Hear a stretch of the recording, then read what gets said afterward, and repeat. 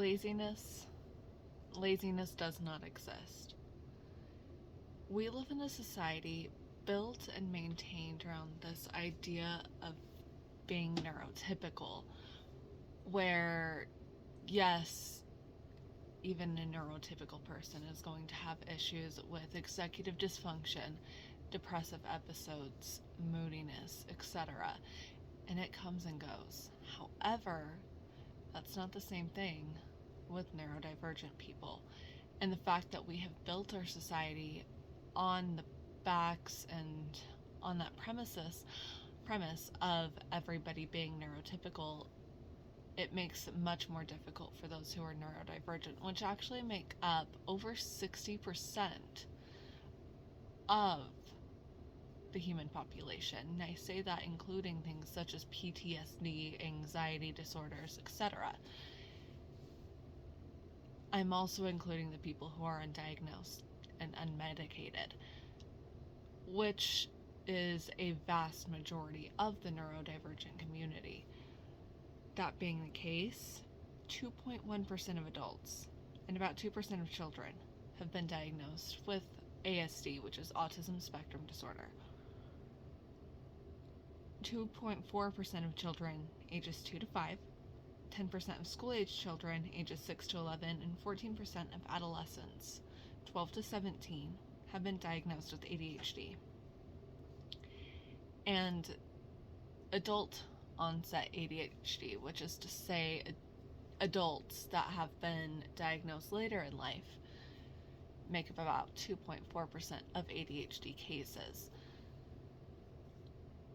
And it's more skewed towards men than it is towards women, just because of the way that we are socialized growing up. That being the case as well,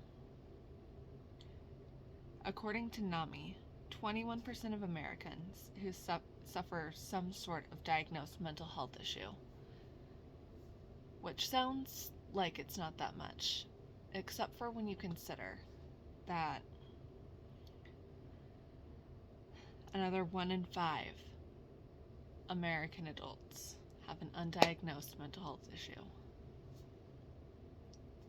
which means that we sit at a comfortable 60%, even considering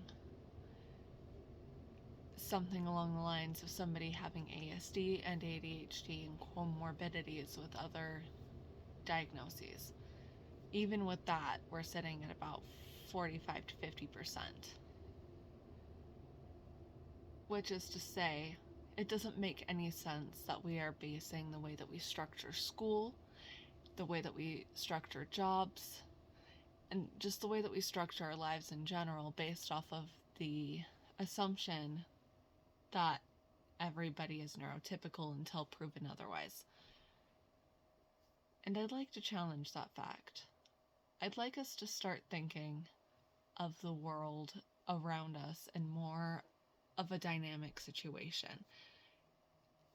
I don't think that you should have to go get a specific doctor's note, especially because of how expensive mental health care is in the United States and the cost and time that it takes to not only get diagnosed but also treated and figure out what kind of accommodations you might need in school and work or in life, especially considering what the majority of the accommodations that are afforded to people with the needs for them, which is typically when it comes to school, it's extended due dates, it's allowable absenteeism for mental health days and breaks. It makes it a lot easier for you to communicate with your professors about what's going on and why you might not be able to do an assignment on time.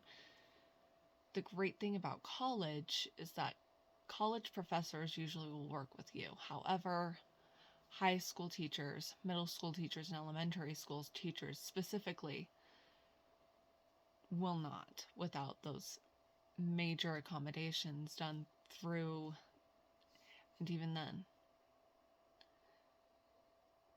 There's a high percentage of students that suffer because their accommodations aren't met the way that they should be. And even though they have those accommodations, they're having to fight constantly for it, which is much more difficult for anybody who is neurodivergent, because being neurodivergent is such a stigmatized issue, and it shouldn't be, especially that being around 45 to 60% of the people that make up the United States. And thank you for coming to my TED Talk.